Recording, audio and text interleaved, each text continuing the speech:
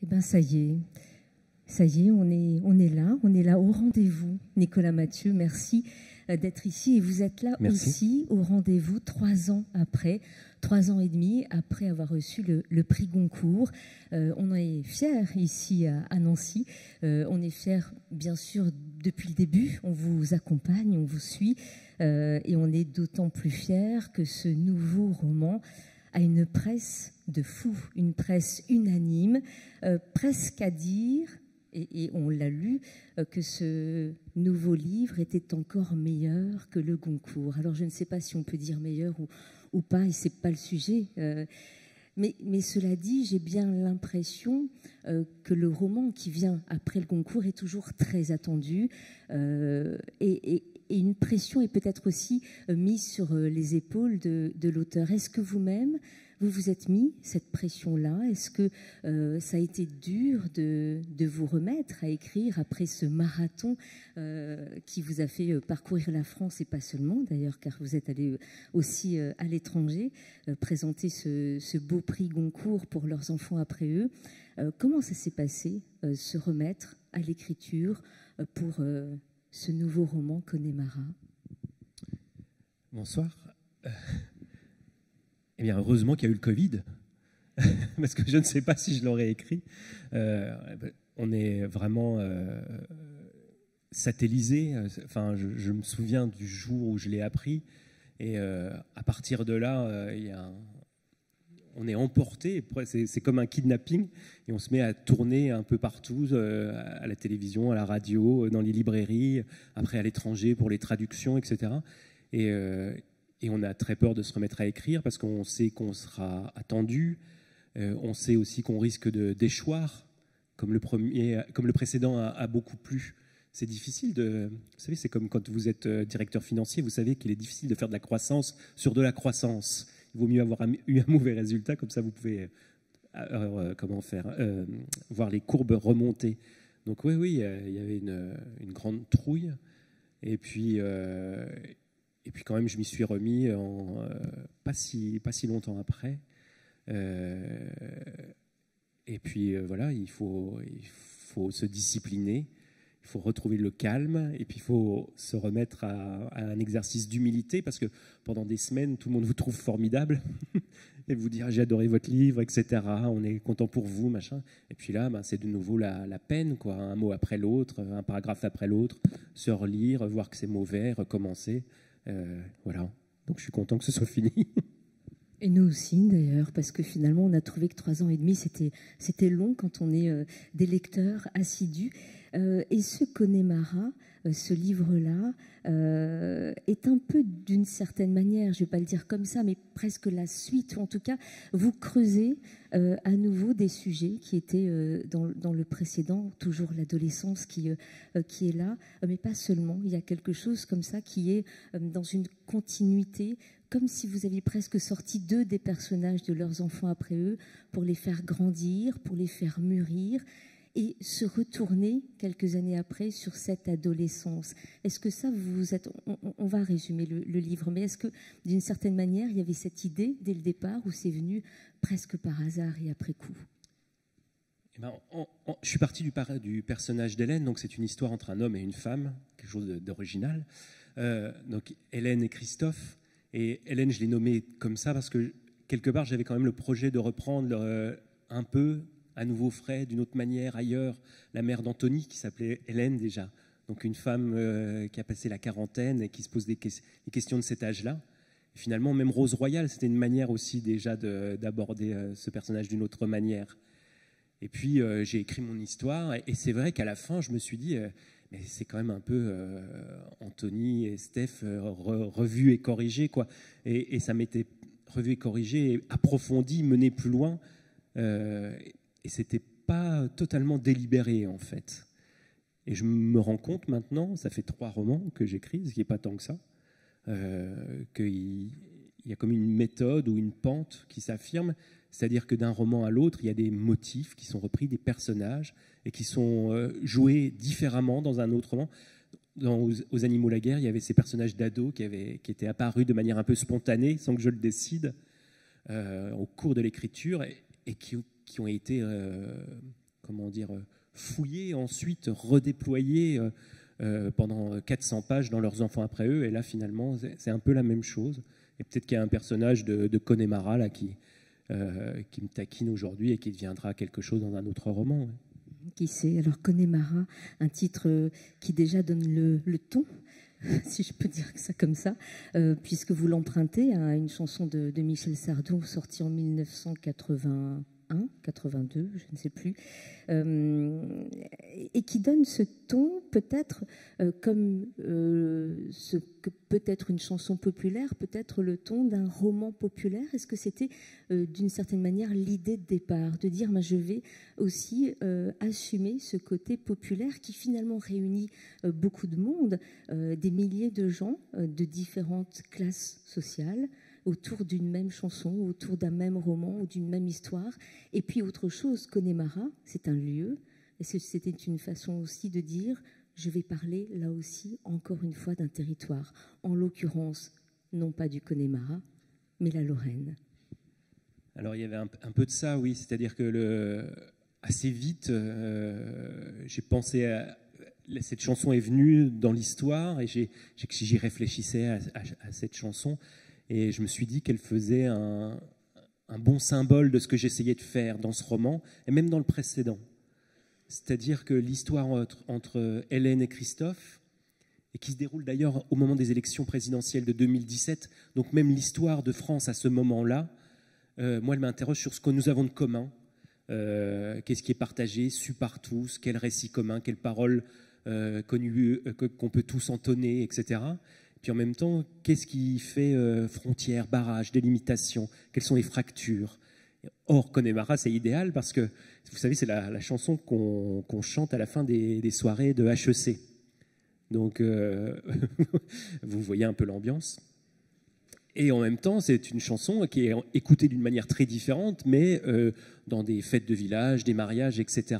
Donc, le lieu même du commun signale aussi des différences, des écarts majeurs et à mon avis irréconciliables, des mondes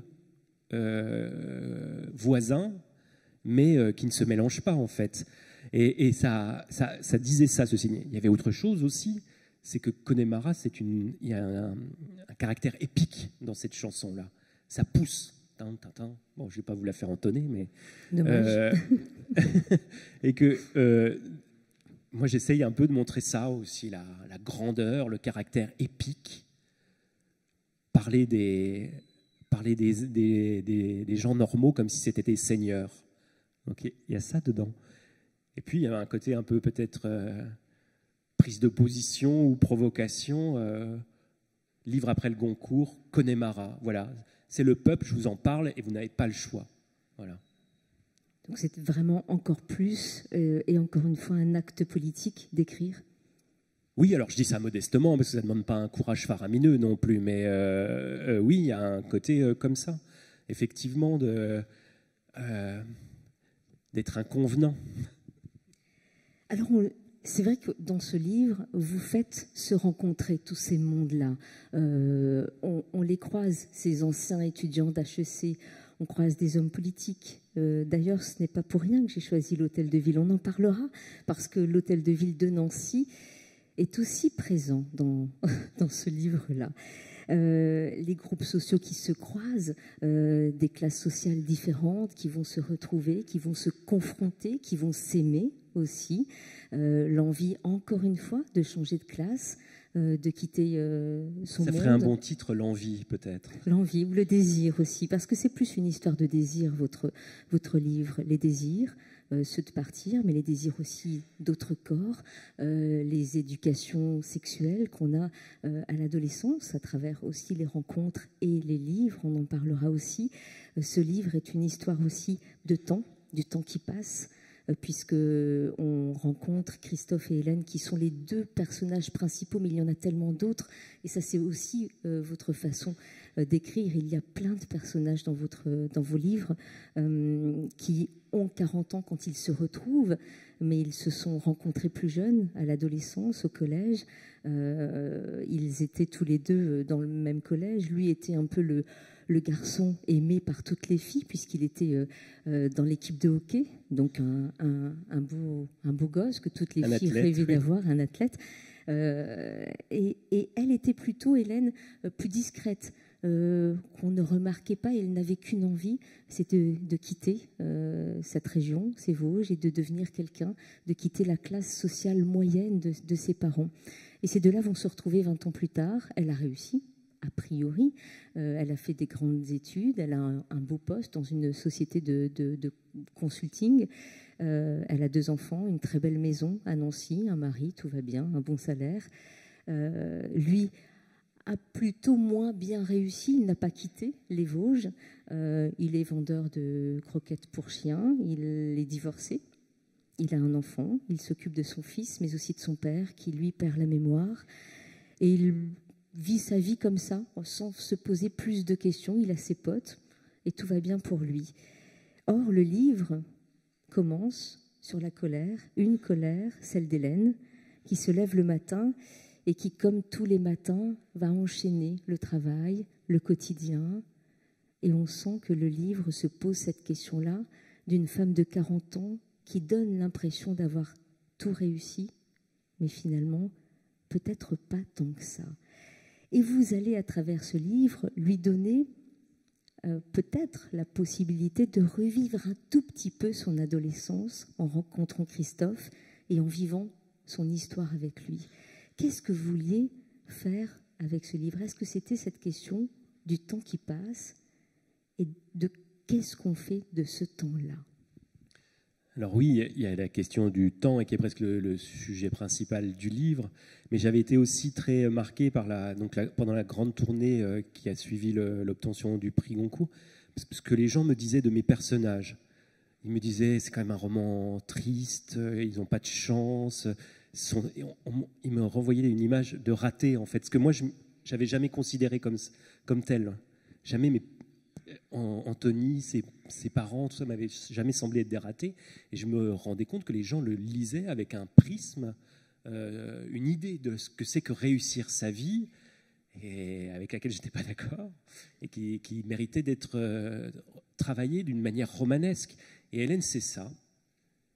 C'est une gamine qui a voulu se tirer de chez elle et qui a tout réussi. Elle a réalisé le programme de réussite tel que la société le propose. Des belles études, gagner du fric, avoir un poste prestigieux. Elle peut faire des images Instagram flatteuses d'elle. Elle correspond à l'image des magazines, quoi, pour le dire. Et puis à 40 ans, elle se dit, est-ce que c'était vraiment ça que je voulais? Est-ce que je n'ai pas accompli le programme de la société, mais pas le mien en réalité? Est-ce que j'aspirais pas à autre chose? Et elle est très en colère parce qu'elle se rend compte qu'on lui a volé son temps. Elle a 40 balais, elle était folle de lecture, elle avait envie de vivre. Et finalement, voilà, elle fait des tableaux Excel, elle projette des slides, elle s'occupe des lessives, elle attend que son mec rentre. Elle s'emmerde, quoi. Elle se dit, est-ce tout? Elle a 40 ans, elle est au milieu. Elle sait que la vie n'est pas éternelle. Donc à partir de là, il y a un désir chez elle de revivre plus intensément. Et quand elle voit passer Christophe, ça lui rappelle des souvenirs. Et peut-être que c'est la première marche pour revivre autrement, oui. Le temps était passé si vite, écrivez-vous. Du bac à la quarantaine, la vie d'Hélène avait pris le TGV pour abandonner un beau jour sur un quai dont il n'avait jamais été question, avec un corps changé, des valises sous les yeux, moins de tif et plus de cul, des enfants assez basques, un mec qui disait l'aimer et se défilait à chaque fois qu'il était question de faire une machine ou de garder les gosses pendant une grève scolaire. Sur ce quai-là, les hommes ne se retournaient plus très souvent sur son passage, et ces regards qu'elle leur reprochait jadis, qui n'étaient bien sûr pas la mesure de sa valeur, il lui manquait malgré tout. Tout avait changé en un claquement de doigts. Est-ce que vous aussi, à un moment donné de votre vie, vous qui avez seulement un peu plus de 40 ans, vous avez vu aussi, comme Hélène, à un moment précis, votre vie changer comme un claquement de doigts, et vous vous êtes dit « Waouh, j'en suis déjà là », et le temps a passé très vite. Est-ce que c'est aussi nourri de ça, ce livre? Ah oui, mais alors pas exactement sur les mêmes modalités qu'Hélène, mais À 7 ans, on rêve d'être écrivain, on gagne un concours de nouvelles à 20, et puis un jour, on se retrouve à 35, on gagne 1 200 € par mois, on n'a toujours pas publié de roman, et là, on se dit, mais qu'est-ce qui s'est passé? Qu'est-ce que c'est ma vie? Et il y a des grandes angoisses comme ça, de sentiments de ratage, et puis on se demande aussi qu'est-ce que c'est qu'une vie qui vaut d'être vécue, qui vaut le coup. Donc oui, je pense que c'est des considérations existentielles qui, à un moment ou à un autre, nous frappent tous. Et elles ne sont pas que philosophiques ou existentielles, justement, elles sont aussi très politiques. C'est-à-dire comment on laisse happer son temps, par exemple, pour des mécanismes qu'on méprise. Combien d'heures par jour à renseigner des menus déroulants pour faire du reporting? De ce temps compté, que faisons-nous? C'est quand même des grandes questions. Oui, surtout quand on vieillit. Cette question, il se la pose aussi Christophe, pour d'autres raisons. Je disais que lui avait moins pris sa vie en main, mais lui aussi fait ce constat. Et il le fait quand il se retrouve dans un café, le Casque d'Or, un café dans sa ville vosgienne. Il passe des heures dans ce café, peut-être comme vous le faites vous de temps en temps. Il observe les gens. Et puis surtout, dans ce café, il échappe à ce qu'il appelle la feuille de route, finalement. Cette injonction à être père, avoir un travail. Ailleurs, dites-vous, et là je vous lis encore, on le pressait d'être un homme, bientôt un père, d'être ponctuel et de remplir ses objectifs. Toute la journée, il se sentait comme un outil, une chose à faire fonctionner, et ce joug, il ne pouvait ni le nommer ni s'y soustraire. Mais une chose était sûre, c'était l'inverse de la jeunesse. Au moins, au bistrot, il n'existait pas de feuille de route. La machine, pour 1 heure, suspendait sa marche. On lui foutait la paix. Est-ce que le fait d'être écrivain et de réussir, finalement, depuis quelques années, vous permet, vous aussi, d'échapper à cette fameuse feuille de route? Est-ce que c'est un peu de temps gagné au temps qui passe, si vous comprenez ma question? Ah bah oui. Alors vraiment, l'écrivain à succès, c'est une aberration sociologique. Hein. C'est-à-dire qu'on on échappe à tous les règnes. C'est Houellebecq qui avait dit ça quelque part. Le poète est un cafard sacré. Et il y a un peu de ça, c'est-à-dire qu'on se faufile. Plus personne n'a d'exigence vis-à-vis de nous, à peu près.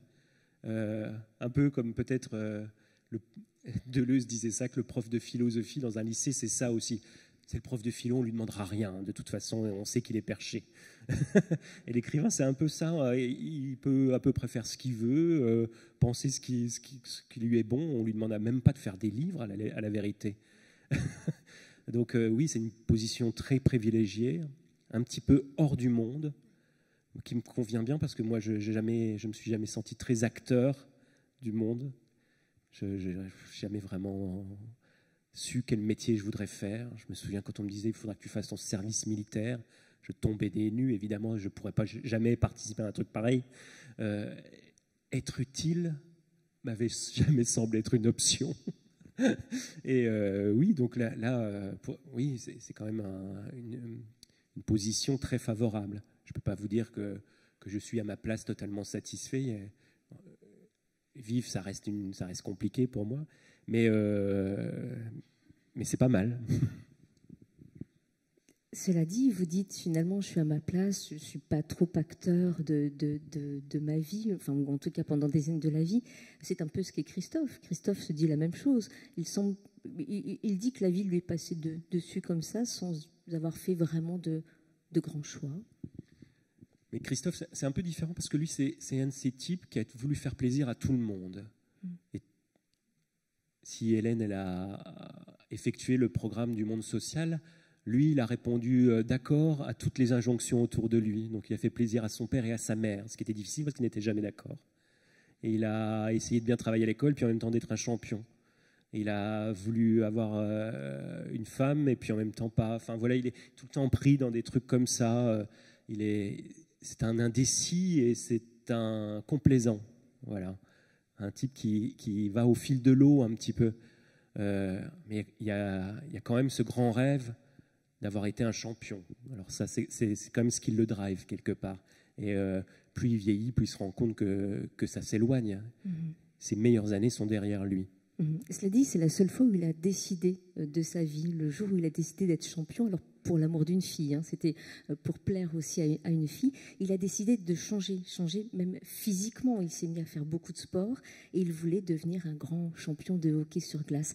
Pourquoi ce choix de ce sport-là, le hockey sur glace? Est-ce que c'est on va parler des corps et de la place des corps dans ce livre qui est très charnel. Je vous le disais, on s'est vu un petit peu la semaine dernière. Je vous disais que c'est un livre qui transpire, qui respire, et on sent les corps. Est-ce que le choix de ce sport, le hockey sur glace, c'était aussi parce qu'il y a cette vitesse et ces corps qui bougent sur la glace? Est-ce que c'est ça qui vous plaisait? Moi, je considère qu'on n'a que des corps, en fait. On n'a que ça, un corps. Je ne fais pas du tout de distinguo entre le corps et l'esprit. Tout ça, ça tient en... Et donc, évidemment, moi, la présence au corps est cruciale dans ce que je fais. Nous ne sommes que des corps, ici. Et le hockey, ça permettait de dire ça. Et puis, pourquoi ce sport-là en particulier? Parce que je viens d'une petite ville des Vosges qui s'appelle Épinal. Et que c'est une ville qui vit une longue passion avec son équipe de hockey, avec des hauts et des bas, des coups de Trafalgar et des moments de gloire. Que j'avais des copains à 15 ans qui étaient dans cette équipe, puis à 17, puis à 18, qui plaisaient beaucoup d'ailleurs, parce que c'était des athlètes voilà, qui tenaient le haut de l'affiche. Et puis je suis retourné voir pas mal de hockey à Poissompré, à Épinal, ces dernières années, des matchs. J'aimais aussi l'ambiance du hockey, cette patinoire là qui est refermée sur elle-même, où ça gronde, où ça crie et où tout le monde est mélangé, du maire à l'indigent. Il y a ça aussi c'est commun et ça divise, parce que selon qu'on soit dans les gradins ou dans les loges, c'est pas le même monde, mais en même temps tout le monde a un regard qui suit le même palais. Donc ça parlait de ça aussi. Et puis quand j'ai recommencé à voir beaucoup de hockey, c'était en 2019. Ils étaient vraiment dans les choux, Épinal, ils avaient eu des problèmes, ils étaient en division 3, ils avaient dû vendre tous leurs bons joueurs, plus ou moins, et ils avaient rappelé à la rescousse les anciens, des mecs de 40 ans qui revenaient jouer. Et ça m'a ému, en fait. Je me suis dit, mais c'est cette histoire...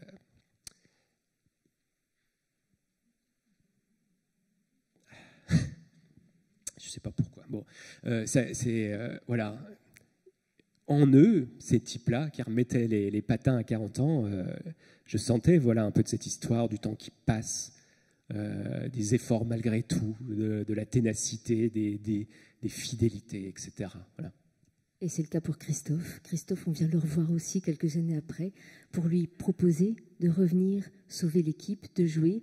Et c'est vrai qu'autour de lui, personne n'y croit. Mais non, t'as plus le corps pour, t'as plus la force. Et c'est là que tout se remue chez lui aussi. Parce que finalement, vos deux personnages à cet âge-là, presque 40 ans, ont tous les deux à un moment donné quelque chose qui les fait regarder dans le rétroviseur. Parce que c'est ce que vous faites, regarder dans ce rétroviseur. Vous avez choisi, pour parler du passé, d'utiliser le présent, le temps présent, et pour parler de 2017, où il se retrouve, qui est le plus proche de nous, d'utiliser le passé simple. Pour quelle raison ? Déjà, il faut dissiper un malentendu. Un malentendu possible, c'est certainement pas par nostalgie. Mes années adolescentes ont été les pires de mon existence. Je ne souhaite à personne d'être un adolescent. C'était vraiment un cauchemar. Donc, je n'ai pas des réminiscences de ces années-là en me disant c'était le bon temps, vraiment pas. Ce que j'ai essayé dans ce livre, c'est de rendre, moi, mon sentiment du temps. Et donc, tout ce qui concerne leur jeunesse, de leur enfance au début de leur entrée dans le monde du travail, jusqu'à 25 ans, grosso modo, c'est rédigé au présent parce que c'est un temps de l'immédiateté, un temps où tout est ouvert et les possibles semblent... où tout semble possible. C'est un temps où on regarde vers l'avenir et où on est ancré dans ce qui arrive. Alors que le temps qu'on va vivre plus tard, et qui n'est pas moins bon, c'est un temps qui est lourd de réussite et d'échecs, qui est lourd de souvenirs. C'est un temps plus épais, plus laborieux, plus consistant, et qui est plus conscient aussi de sa fin. Voilà. Et dans cette juxtaposition, dans presque cette dialectique entre les deux temps, j'essaye de faire sourdre quelque chose qui serait ce sentiment du temps qui passe. Je pense qu'on a tous fait cette expérience imaginons une réunion de famille, on passe un bon moment, on mange, on boit, on discute, on rit, on s'engueule sur des questions de politique. Et puis quelqu'un sort un album de photos, et puis on voit à quoi on ressemblait 20 ans, 30 ans, 50 ans plus tôt. On voit la couleur des tapisseries, les coupes de cheveux, les vêtements, etc. Bon, dans cette expérience-là, dans cette juxtaposition-là, il y a quelque chose qui se passe. C'est ça que j'essaye de faire dans ce roman. Ce que vous faites aussi, c'est montrer à chaque fois la fin de quelque chose, et pas que à l'adolescence, et pas que à 40 ans. Vous êtes presque l'écrivain des mondes qui finissent. Leurs enfants après eux, c'était le monde de la sidérurgie qui finissait, et comment les enfants, après leurs parents, allaient se construire et grandir. Dans ce livre-là, il y a des fins à tout. À l'enfance, quand on est enfant, comme Gabriel, le fils de Christophe, il arrive à un moment très tôt où la violence entre. C'est dans la cour de l'école, et là, c'est la fin de l'innocence. Quand on arrive adolescent, on commence à grandir, et là, c'est la fin de l'enfance. Assez vite, d'ailleurs. Et on se rend compte que le monde est peut-être un risque à courir. Et on perd quelque chose. À 40 ans, qu'est-ce qu'on perd finalement? On perd peut-être les rêves qu'on a eus. Et on se rend compte cesse d'être jeune. Ouais. Alors, je sais qu'aujourd'hui, on nous entretient dans l'illusion qu'on est jeune jusqu'à 90 ans, mais cela est faux. Il y a un moment où ça s'arrête, voilà. Et c'est grosso modo vers ce moment-là. Je ne comprends pas. L'autre jour, je regardais un débat à la télé sur le Covid, etc. Puis il y avait un médecin qui disait, quand j'ai des patients de 70 ans qui arrivent, je leur dis, mais vous voudriez aller voir un pédiatre, votre vie commence seulement. Enfin, on peut aller loin dans le bullshit, mais il y a un moment, il faut quand même trouver un stop, quoi. Donc, non, on est jeune et puis plus. On est vivant et puis après, un jour pas. C'est comme ça que ça marche, la vie. Et c'est cette conscience-là qui donne aux choses leur exacte valeur et qui nous permet de peser nos actes avec les bons poids. Si on se croit voué à un perpétuel présent, qu'on ne mourra jamais, on remet toujours au lendemain les choix, les décisions, les actes courageux. On ne fait rien. Donc il faut sortir de cette illusion du présent à perpétuité qu'on n'aurait qu'à combler en taffant et en consommant. C'est quoi, regarder dans le rétro, c'est être lucide finalement, c'est ça que vous faites? J'essaye en tout cas. Vous disiez dans une interview, à l'époque de la sortie de Leurs enfants après eux, que ce que vous tentiez de faire en tant qu'écrivain, c'était de restituer le réel. C'est toujours ce que vous tentez de faire? Oui. Et je me demande de plus en plus si c'est vraiment un choix, en fait. Je crois que je ne suis pas capable d'autre chose qui serait que dans cette description que je fais du monde tel qu'il est, en tout cas tel que moi je le considère, et puis plus largement de la vie, en fait. C'est ma manière d'être au monde, c'est ma manière de faire avec tout ce qui est au-dessus de mes forces. Le passage du temps, la politique, l'amour, le travail, tout ça, c'est beaucoup trop, en fait. Moi, j'ai toujours eu le sentiment que vivre, c'était impossible et qu'il fallait quand même. Voilà. Et donc, toute cette contradiction-là, pour moi, elle se rejoue, elle se résout un petit peu dans l'écriture de fiction. En étant un observateur lucide de la société, de la vie politique aussi, et des gens autour de nous, tout en ayant cette... ce que j'appellerais peut-être une âme ultra sensible de l'écrivain. C'est ce mélange des deux qui fait finalement acte presque politique dans l'écriture, ce mélange d'ultra lucidité, de questions sur la vie finalement, de difficulté de vivre, et en même temps cette ultra sensibilité qu'on voit et qu'on ressent quand on vous lit et quand on vous écoute aussi. Il y a un livre de Paul Valéry qui s'appelle Monsieur Test et qui commence par cette phrase « La bêtise n'est pas mon fort ». La personne qui m'a fait découvrir cette phrase est au premier rang, c'est ma prof de première L. Et moi je dirais l'indifférence n'est pas mon fort et tout m'affecte tout le temps très puissamment. Voilà, je suis fait comme ça, quoi. Donc oui, ça engage, c'est un rapport au monde sensible. Et aussitôt politique, c'est-à-dire, c'est pas une question de droite, de gauche, etc. C'est que comment on fait pour vivre ensemble, comment on s'aime, quel monde on se réserve, à quelle fin on consacre nos forces, etc. Tout ce sont des questions, mais les plus puissamment politiques. C'est pas Mélenchon ou Taubira, la politique. C'est qu'est-ce que je fais pour avoir une vie qui vaut le coup, sachant que j'ai 80 années devant moi. Ça, c'est une question politique. Parce qu'elle se règle collectivement, contrairement à ce qu'on dit. Vouloir rabattre toujours les questions d'existence sur l'individu, ça ne peut pas marcher. On va parler, je savais que votre prof de français de première était là, on me l'avait soufflé, et on va parler de livres justement parce que les livres sont importants et qu'Hélène se construit grâce aux livres.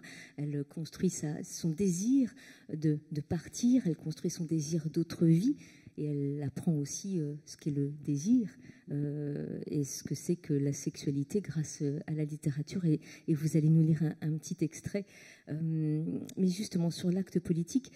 Je ne sais pas pourquoi j'ai pensé à Éric De Luca en pensant à ce que vous faisiez. Et rien à voir entre vos deux façons d'écrire.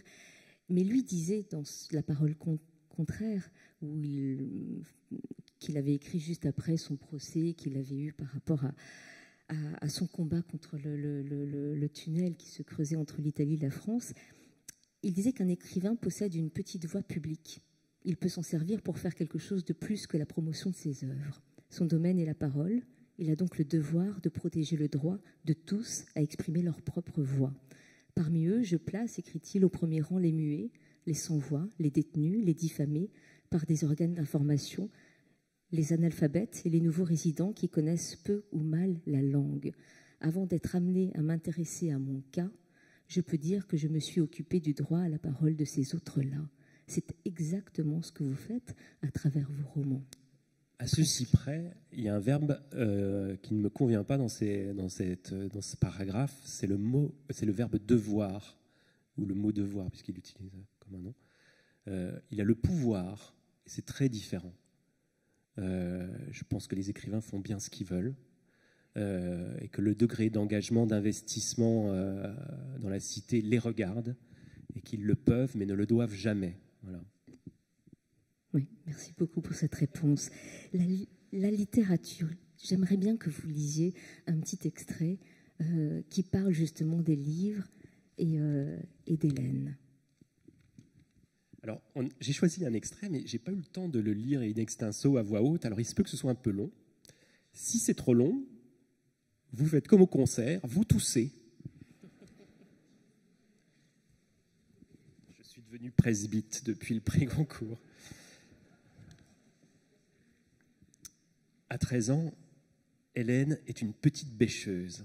C'est en tout cas ce que pense sa mère, parce qu'elle ne veut rien foutre à la maison, qu'elle parle mal, corrige ses parents quand ils font une faute de français, se met en colère pour un oui ou pour un non, et vit dans une bulle où Jim Morrison et Luc Perry occupent la meilleure place. Et surtout, parce qu'elle passe son temps à marquer les distances et faire comme si elle était une princesse échouée par hasard chez un couple de paysans. Déjà toute gamine, elle faisait la leçon à ses parents. Et ça ne risque pas de changer, car autour d'elle, tout le langage a commencé de s'effilocher. Des tas de trucs qu'elle prenait pour argent comptant sont devenus suspects. Des gentillesses ont maintenant des airs de manipulation. Des candeurs la révoltent. Quand sa mère dit tout le monde ne peut pas devenir ingénieur, par exemple, ou quand on lui demande de finir son assiette parce qu'il y a des pays où on n'en a rien à bouffer, sans parler de ces expressions toutes faites, qui sont comme la sagesse des gagnes petits. Un tien vaut mieux que deux tu l'auras. Il ne faut pas péter plus haut que son cul. On n'a jamais vu un coffre-fort suivre un corbillard. Quand ses parents font l'apologie de la simplicité aussi, lui donnent ses cousins en exemple, quand ils critiquent les ambitieux, les parvenus, ceux qui exhibent leur réussite, quand ils vantent le mérite des bosseurs, des manuels, des bricolos, des débrouillards, de ceux qui passent entre les gouttes, mamailleurs et autres contrebandiers du jour le jour. Quand ils lui disent « on va t'envoyer à la campagne, ça t'apprendra à vivre », quand ils mettent l'article défini devant un prénom, le Dédé, la Jacqueline, le Rémi, alors Hélène sent un câble se tendre en elle. D'instinct, sans savoir, elle refuse tout cela en bloc. Chaque signe de cette manière d'être la gifle. Elle préfère encore crever que vivre comme ça, modeste et à sa place. Elle a la grosse tête, une petite bêcheuse. On n'a pas toussé, donc on continue. Hein. Chaque mercredi après-midi, elle enfourche le vélo de sa mère qu'elle n'a pas le droit d'emprunter pour se rendre à la bibliothèque. Le vélo est un peu trop grand pour elle, et même en réglant la selle, elle doit se mettre sur la pointe des pieds quand le feu est rouge. Et pendant tout le trajet qui n'est pas si long, elle craint de se vautrer et d'abîmer le beau VTT. Ses parents sont au travail et ne peuvent pas savoir. Alors elle quitte le petit pavillon en équilibriste, ses fausses Doc Martens aux pieds, traverse le lotissement, descend la rue Jeanne d'Arc, son énorme sac à dos sur les épaules. Près de la mairie, elle n'oublie pas d'attacher le vélo avec l'antivol bleu, puis se rend dans la minuscule bibliothèque que Cornécourt a constituée de briques et de brocs, à force de dons et de legs. Une longue femme très jeune, avec un carré et des marinières, qui tient de l'asperge et de la garçonne, lui dit bonjour en l'appelant par son prénom. Hélène répond « Bonjour madame ». Elle ne connaît pas le nom de cette femme qui a pourtant une immense importance dans son existence, car la bibliothécaire la laisse fouiner dans les rayons. Elle l'autorise à prendre 20 livres, même si le prêt est limité à 10. Elle ne lui reproche jamais les retours en retard. Elle lui a même conseillé quelques-uns de ses livres préférés. Mathilda, par exemple. Hélène avait 11 ans. Ce fut un choc. Depuis, elle lit comme une dératée, emmagasine tout, comme Mathilda, justement. Elle lit contre le monde entier, ses vieux, les autres, la vie. En général, elle fait toujours le même tour. Elle commence par les bandes dessinées, la confiserie, si on veut. Elle adore Is No Good, les albums qui racontent l'histoire de France avec François Ier et Ravaillac, Yoko Tsuno. Ensuite, les romans, Bibliothèque verte, Mille soleils, Jules Verne et Émilie Brontë. Et puis les périodiques pour finir. Bien sûr, il y a les vieux numéros de J'aime lire, Géo et Historia. Mais un beau jour, Hélène tombe sur une pile de magazines bizarroïdes qui sentent le moisi et se révèlent autrement plus intéressants. Un arrivage sans doute venu d'une cave, à l'occasion d'un décès ou d'un déménagement. Quoi qu'il en soit, la chose l'aimante aussitôt. Assise en tailleur par terre, elle se met à feuilleter les numéros les uns après les autres. Très vite, elle a un peu peur, elle sent toute chose. Les pages sont remplies de personnages à poil, des gugus de science-fiction inquiétants, des aventures avec des gros seins, et même parfois cette chose, c'est autre chose, le ventre des hommes. Elle ne peut plus s'arrêter de tourner les pages. Elle en a pris 5 pour commencer, qu'elle a déposées sur le comptoir, tout en dessous de la pile. Au moment de les faire enregistrer, l'asperge lui demande « T'es bien sûr que c'est de ton âge ?» Hélène sent son visage changer de couleur, elle dit oui, et l'asperge rigole avant d'enregistrer ses emprunts sur une grande fiche Bristol. 25 ouvrages, dont 5 numéros de métal hurlant. Voilà, c'est tout bon. De retour chez elle, Hélène glisse les magazines sous son lit et attend la bonne heure, après l'extinction des feux, pour dévorer les histoires de John D. Fool et Torgal, allongés sur le ventre, son oreiller coincé entre les cuisses. Pendant quelques jours, elle se tortille et relit beaucoup, craignant qu'on la surprenne, mais ne pouvant s'empêcher. Le moindre bruit dans le couloir lui décroche le cœur, et elle éteint sa lampe de chevet en hâte.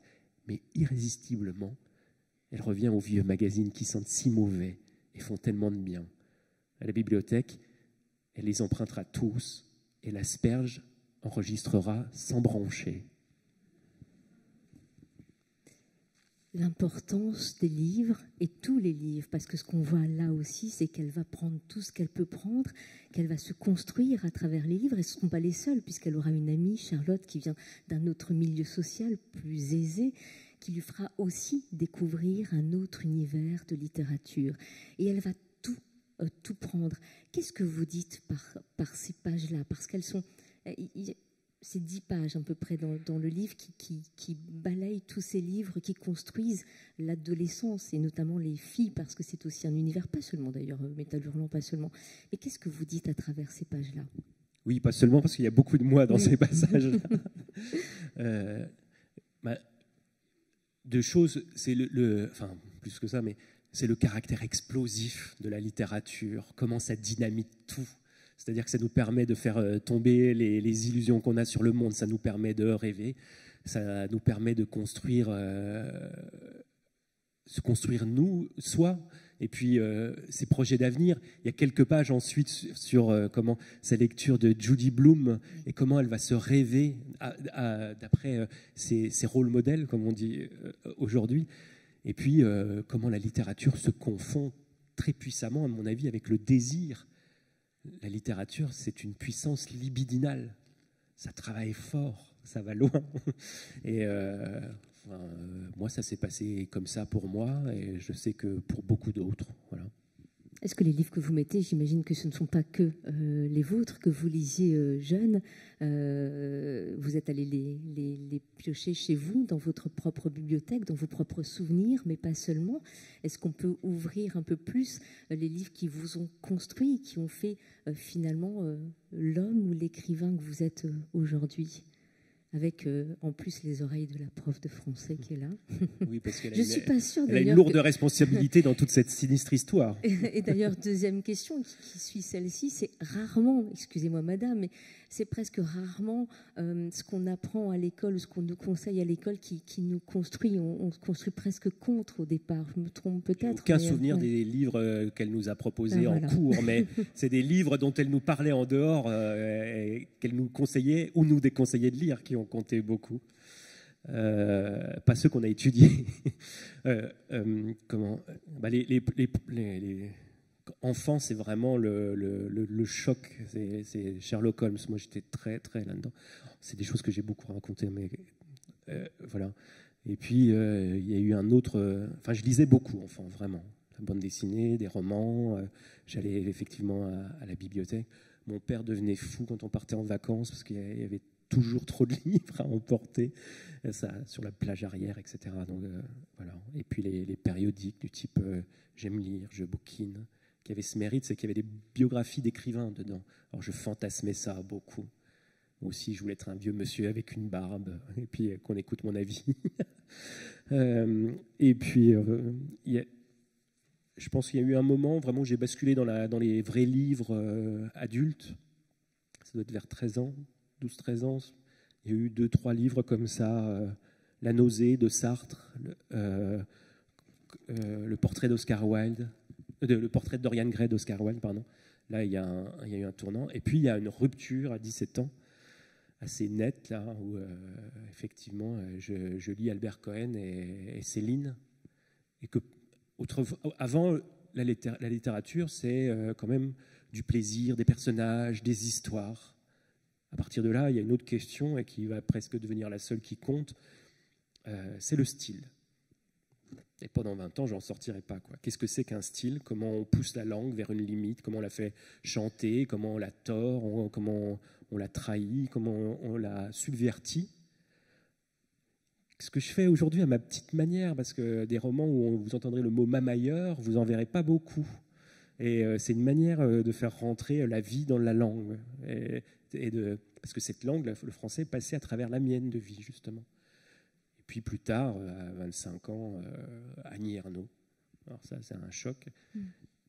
Parce que voilà, bon, les situations de transfuge, quand quelqu'un met des mots dessus, c'est un bouleversement, voilà. Et puis ça continue, c'est-à-dire que je me suis mis à lire assez intensément Pérec depuis 3-4 ans, et c'est pas un bouleversement de même nature, parce que c'est pas comme si je découvrais l'Amérique, quoi. Je connais quand même un peu le champ littéraire maintenant, enfin la littérature plutôt. Mais il y a des grandes passions quand même qui naissent encore, même maintenant. Annie Ernaux, moi j'y ai pensé en vous lisant, puisque vous vous mettez en partie, en partie dans la peau d'une femme, et cette femme de 40 ans qui se retourne sur son passé et qui constate sa vie m'a fait penser notamment à la femme gelée d'Annie Ernaux. Parlons de politique un tout petit peu, puisqu'on est ici, qu'il en est aussi un peu question, parce qu'il est question aussi de la région, il est question du Grand Est. On est en 2017, effectivement, c'est l'année... Vous avez choisi d'ailleurs une année d'élection présidentielle. Ce n'est pas un hasard, vous auriez pu choisir 2018-2016. Pourquoi avoir choisi une année d'élection présidentielle pour camper vos personnages de 40 ans? Mais je pense que certaines des grandes questions de ce roman, et notamment, voilà, qu'est-ce qui nous est commun, qu'est-ce qui nous sépare, quel mépris dans un sens, quelle détestation dans l'autre, etc. Ce sont des choses qui sont devenues très, très brûlantes pour moi en 2017 pendant la campagne électorale présidentielle. J'avais vécu assez mal de manière assez hystérique, en fait. C'est-à-dire ça me travaillait beaucoup et je décolérais pas, quoi, cette campagne, parce que je voyais, enfin, grosso modo, je viens d'une France qui s'abstient ou vote FN, et puis je vis dans une France qui vote Macron ou Hamon à ce moment-là. Et ces deux France se détestent de toute leur force. Et ça me rendait fou. Ce qui s'exprimait là-dedans, ça me passait, enfin, cette ligne de partage, elle me passait au travers. Enfin voilà, quand j'entendais des gens avec qui j'ai grandi tenir des propos aberrants, des trucs racistes, machin, des propos où la colère prend des proportions folles, je me trouvais à faire l'avocat du diable pour le système tel qu'il est. Et puis, à l'inverse, quand je voyais des macroniens bon teint expliquer que peut-être que la démocratie était en danger à cause du peuple et qu'il faudrait peut-être revenir à des solutions type Guizot, quoi, des suffrages capacitaires, que peut-être que les gens n'étaient pas assez intelligents pour voter. Mais ça me rendait littéralement cinglé, en fait. Ou alors mes potes qui tous pensaient que Hamon allait gagner haut la main, c'est-à-dire ce phénomène de bulle, aujourd'hui, des mondes qui vivent dans un entre-soi total, avec des réseaux sociaux qui vous signalent toujours les opinions qui vont dans votre sens, ou alors celles qui vous irritent le plus possible. Ces effets de polarisation, ça m'a travaillé énormément, et je pense qu'une partie du roman est née là, sur cette cicatrice-là. Et puis parfois, au détour d'une page, on peut lire quelques lignes sur le Grand Est. Hélène, son avis sur le Grand Est. Inventer une région, il fallait quand même être gonflé et ne rien comprendre de ce qui se tramait dans la vie des gens, leur colère alanguie, les rognes sourdes qui couvaient dans les villes et les villages, tous ces gens qui par millions, le nez dans leur assiette, grommelaient sans fin, mécontents d'être mal entendus, jamais compris, guère respectés et se présumaient menacés par les fins de mois, l'émigration et le patronat, grignotés depuis 50 ans faciles dans leur fierté hexagonale et leur rêve de progrès, aller leur foutre le Grand Est pour règlement des problèmes, les mecs osaient tout. C'est dit en quelques lignes. Bon, maintenant on le sait, que ça ne sert à rien les régions, donc on peut le dire. Je veux dire, la Cour des comptes a produit un rapport qui le démontre. Donc, bon, à part s'il y a le président de la région Grand Est dans la salle, personne ne le contestera. Ce qui m'a intéressé surtout dans ce sujet, moi je dis pas ça par attachement viscéral à l'identité lorraine. C'est pas du tout mon sujet. Ce qui m'intéressait là-dedans, c'est que c'était la poursuite par d'autres moyens des logiques qui sont à l'œuvre dans le monde d'Hélène. Hélène, elle travaille donc dans des cabinets de consulting. C'est un monde où on se veut pragmatique, où on produit de l'organisation tout le temps. C'est leur métier. Ce sont des apporteurs de solutions. Donc ils réorganisent, ils refont des hiérarchies, des systèmes, tout le temps. Et c'est ce qu'ils vendent. Et finalement, la fusion des régions, c'est ça, c'est avoir des problèmes politiques et vouloir les régler par une réorganisation. C'est l'équivalent au niveau politique du plan social dans une entreprise. C'est-à-dire qu'on bouge la structure en se disant ça sera moderne, ça va le faire après. Or, ça règle rien, les problèmes, c'est pas là que ça se passe, quoi, à mon sens. Et puis, il y avait d'autres choses qui se jouaient là-dedans. Il y a un moment, il y a une commission qui avait proposé qu'on appelle la région Grand Est Alsace-Champagne. Quand on voit comment les gens sont crispés sur leurs identités, leur territoire, on se dit, mais ils évitent à ce point-là. Ils ne se rendent pas compte des passions mauvaises qui travaillent le peuple, etc. Et donc, ça parle de ça. Mais c'est jamais, une manière de dire c'était mieux avant, revenons au bon duché, des trucs. C'est pas ça, moi, c'est les logiques idéologiques qui m'intéressent, qui sont derrière ça. Et la logique managériale est particulièrement intéressante parce qu'elle ignore qu'elle est une idéologie. Elle croit qu'elle a un rapport scientifique au monde, comme l'économie. Ils ne savent pas, en fait, que c'est biaisé. Parce que c'est ça qui vous intéresse aussi, c'est ce milieu-là, et c'est de comprendre ce fonctionnement dans ce milieu-là. Alors, inversement, alors là, il y a les grandes sociétés de consulting pour des grandes régions ou des grandes mairies, mais quand on est dans un milieu plus petit, comme là, Cornicourt, l'autre village des Vosges, on propose à Christophe, le maire propose à Christophe de devenir adjoint. Tiens, il y en a un qui s'en va, tu pourrais devenir adjoint, les gens t'aiment bien. C'est pas sorcier, lui dit-il. Dès que quelqu'un prend une initiative, tu lui dis que c'est formidable. Tu te méfies des socialos, et puis le reste, c'est toujours pareil. Le vivre ensemble, la démocratie, la promotion des territoires, les forces vives, tu déroules, et surtout, tu dis amen quand les gens rouspètent. C'est pas sorcier. Ça se passe de commentaires.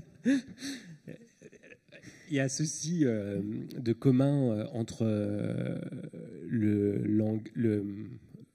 langage managérial peut-être et puis une certaine forme de langage politique, c'est qu'au bout d'un moment, ils tournent à vide. Ils se mettent à fonctionner tout seuls, c'est-à-dire qu'on pourrait les mettre dans le désordre, les mots marchent de la même manière. Mais quand même, sur le langage politique, il faut aussi que les citoyens fassent leur examen de conscience. Parce que si ce langage s'appauvrit et devient à ce point vide de sens, c'est qu'il est sans cesse forcé de ménager les susceptibilité. Quel citoyen est aujourd'hui capable de regarder les choses en face? On peut se poser aussi des questions de cette nature. C'est-à-dire que même à un romancier, on lui reproche le miroir tendu. Alors un homme politique, enfin quelqu'un qui veut être élu, quelle est sa marge de manœuvre pour dire les choses franchement? C'est ténu, quoi.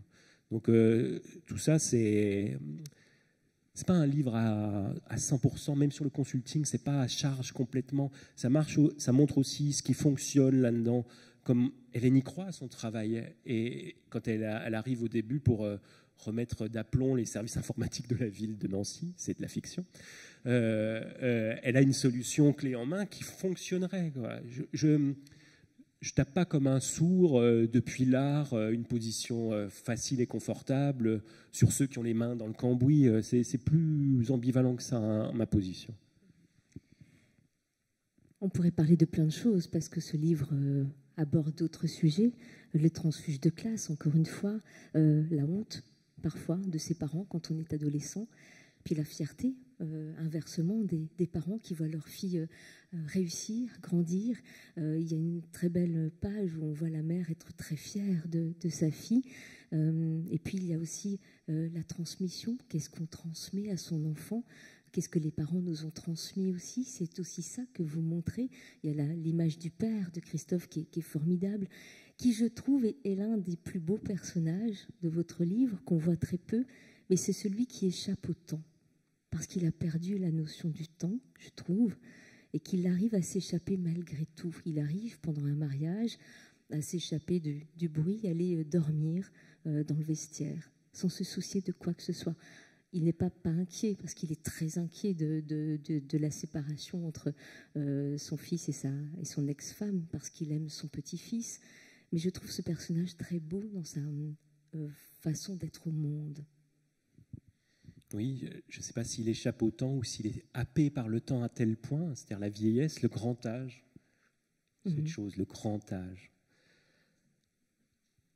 Ça devient un personnage presque lunaire. Sur le père d'Hélène aussi, il y a un moment comme ça, elle le compare à un canari. Il devient si fragile, presque duveteux. L'émiettement comme ça du grand âge. Oui, c'est des choses que j'ai essayé de rendre. Et qui devient grand-père, et qui est presque meilleur grand-père que père. C'est lui-même qui pense ça. Finalement, l'arrivée du petit-fils a complètement changé sa vision ou sa façon d'être.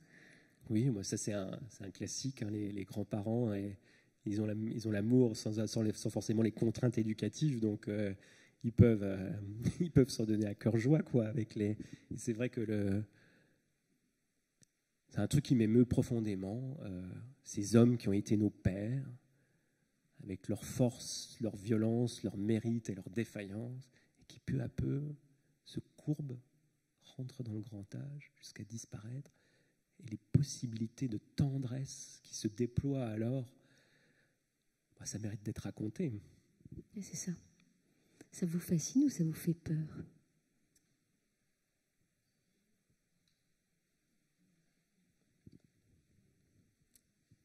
ça me touche en fait. Et voilà. Merci infiniment, Nicolas Mathieu. La question de la transmission, elle a déjà été écrite aussi, même dans les livres pour enfants. Il y a 2 très beaux ouvrages qui ont été faits avec Pierre-Henri Gaumont, que je conseille aussi parce que ces livres sont d'une beauté. Il parle aussi de ce que c'est qu'être père, et ça aussi, vous le dites. Merci infiniment. Connemara est peut-être pas le plus beau roman que vous ayez, parce que les 3 sont très beaux aussi. Et nous sommes aussi, nous, très très fiers de votre réussite, de votre succès. Merci beaucoup. Merci à vous. Merci beaucoup. Merci.